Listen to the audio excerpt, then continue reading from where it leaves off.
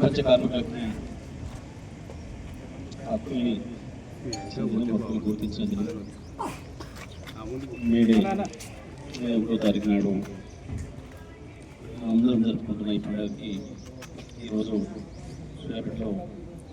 Auto కార్మిక సోదరులు కార్యాలయం వద్ద ఏర్పాటు చేసుకున్న ఈ కార్యక్రమానికి హాజరైన పెద్దలు రావి గారు, శ్రీనివాసగౌడ్ గారు, అన్నపూర్ణ గారు, కిషోర్ గారు,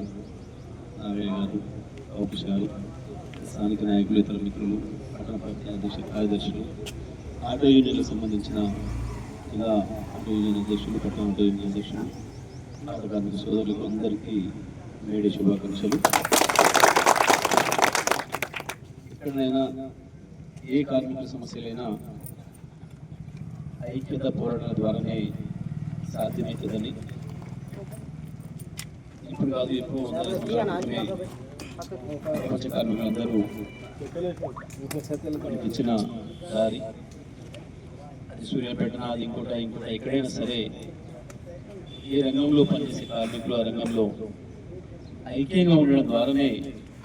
వాళ్ళ సమస్యలు పరిష్కరించబడితే, వాళ్ళ హక్కులు కాపాడబడతాయి అనే విషయం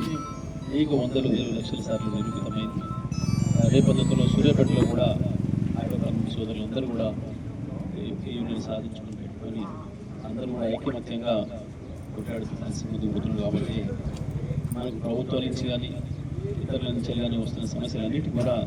పరిష్కారాలు దొరుకుతూ ఉన్నాయి, పరిష్కారం చేసుకోగలుగుతున్నాం. ఈ రకంగా అందరూ కూడా ఐక్యంగా ముందుకు కదిలి